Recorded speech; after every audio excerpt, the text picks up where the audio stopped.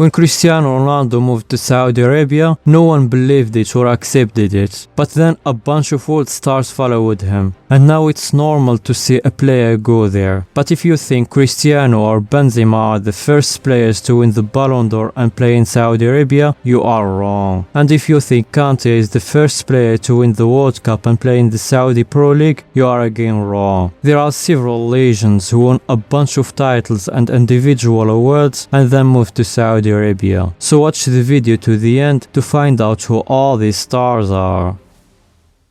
Rivellino was the first great player to go and play in Saudi Arabia, where he is considered one of the best Brazilian players of his time. He won the World Cup in 1970, alongside Pelé and other legends. A group of people consider this team as the best team in the history of the tournament, and was also one of the most important players in the 1974 and the 1978 World Cups, where they came the fourth and the third. They began negotiating with him and his club Fluminense in 1978, and after finishing the World Cup, he joined Hilal, with whom he played for 3 seasons, playing 57 matches, in which he scored 25 goals, winning the Saudi League as well as the Saudi Cup, and then he immediately retired. Rivellino is not the only Brazilian to have played in Saudi Arabia, but also Bebeto, who contributed to Brazil's triumph at the 1994 World Cup alongside Romario, and is best known for his famous dance against Netherlands. He also helped his country reach the 1998 final, which they lost to France. In 2002, he joined ittihad, but only played for a few months, making 5 appearances and scoring 1 goal, as personal events in Brazil forced him to return home, and he retired immediately afterwards. Rivellino and Bebeto are not only the players who won the World Cup and went to Saudi Arabia, but also Nelson, who won it in 2002, and who was at one point the most expensive player in the world, when he moved from Sao Paulo to Real Betis in 1998 for 31.5 million euros. But the player was known for his instability within a club. He left the French club Bordeaux to join Al Nassr, where he played 1 season, scoring 7 goals in 15 games. A year later, he joined the MLS to play in Dallas, but the same thing happened. He moved to Brazil, Vietnam, Greece, and in 2010 he took a career break, and in 2022 he returned to football and signed with the Brazilian club Aves, but he retired immediately.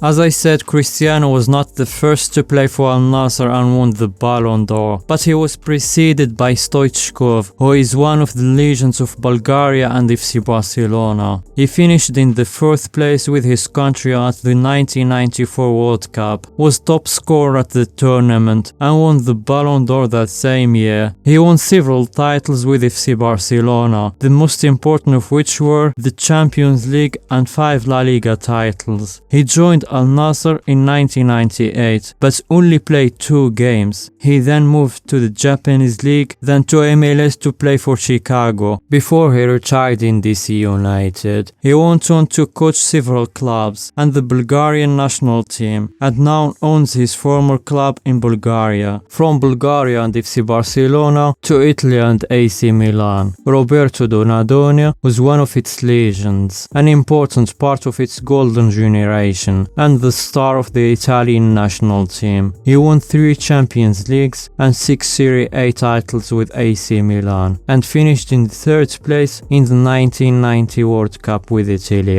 And in the 1999, he left AC Milan to join Al Ittihad. He led them to win the Saudi League in 2000 and retired the same year. He then moved into coaching, having coached the Italian national team, Napoli, and several other clubs. And Donadoni is not the only Italian to have played in Saudi Arabia, but also Sebastian Giovinco, who spent several years at Juventus, Empoli, and Parma, and won several titles with Juventus, the most important of which were the 3 Serie A titles. He then joined Canadian club Toronto, who play in MLS, with whom he won several titles and broke several records, before joining Al Hilal in 2019, with whom he spent 2 seasons and won the AFC Champions League, 2 Saudi League titles, and a Saudi Cup. During the same period, Al Hilal had another outstanding player, Bafétimbi Gomez, a French player who has played for several clubs, the most important of which are Saint-Étienne, Lyon and Marseille. To this day, he has scored 355 goals, including 122 in Ligue 1, and provided 73 assists. He joined Al Hilal in 2018 for a fee of 6 million euros, spent 3.5 seasons with them, scored 116 goals and won several titles with them, including 2 AFC Champions League, 3 Saudi League and several other titles and individual awards. It's not only Europeans or Latinos who have gone to Saudi Arabia, but even Africans and Asians, like the Nigerian Ahmed Musa, who in